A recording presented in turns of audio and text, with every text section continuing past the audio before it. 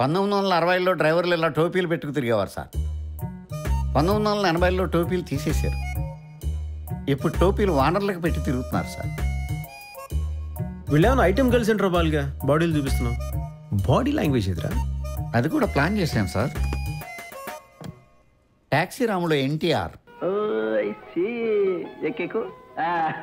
Good day, good taxi.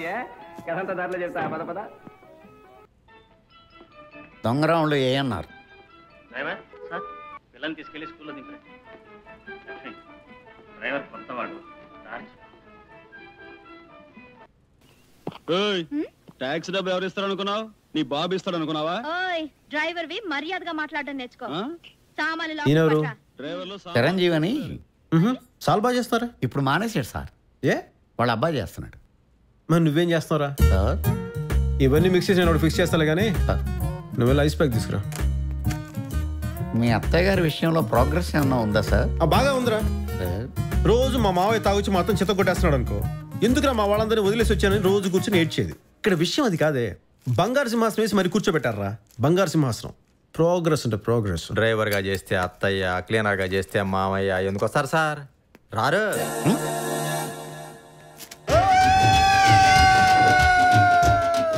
నీ దగ్గర ఐడియాలు ఉన్నాయంట్రా? మరి ఆల్టర్నేటివ్స్ లేనప్పుడు పక్కన వాళ్ళు క్రిటిసైజ్ చేయకూడదు రాయ్, కాలిపోద్ది. అరే సీన్గా మా మావయ్యకి హెల్త్ బాగాలేదురా. ఈ టైంలో నేను ఎందుకు వచ్చాను రీజన్ చెప్పగానే షాక్ గురే బాల్చి దన్నేడు. తన్ని తీరతాడు సార్. పోనీ మా అత్తతో రిలేషన్షిప్ బాగుందంటే చండాలంగా ఉంది.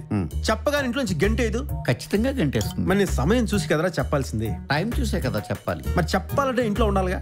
ఉండి తీరాలి కదా బాబు. మరి ఉండాలంటే నేను డ్రైవర్ గా కాకుండా ఇంకేం చేయాలరా చెప్పండి. లోకంలో ఎంతకంటే ఎవరు ఏం చేయలేరు, డ్రైవర్ గానే ఉండాలి. ఆ విషయం వాడికి చెప్పు బే. Extraordinary sir.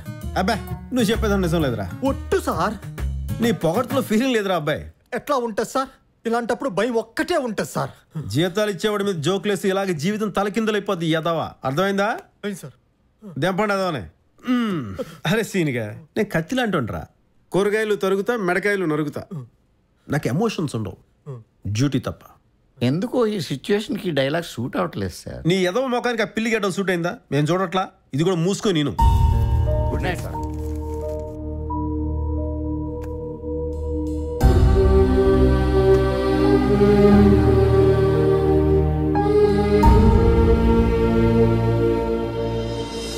నేను నిన్ను హార్వర్డ్ పంపిద్దాం అనుకుంటే ఇలా హాల్లో నిలబెట్టేశావంటే నన్ను. బోర్డు మీటింగ్లో నా పక్కనే కూర్చోబెట్టుకుందాం అనుకున్నాను. పోడిగుండు కొట్టేశావే నాకు. నువ్వు బాగుండాలని ఆయుష్యోమం చేయిస్తున్నాను నేను. నా ప్రాణాలు తీసేయి నువ్వు. నాన్న ఎవడు నాన్న నీకు?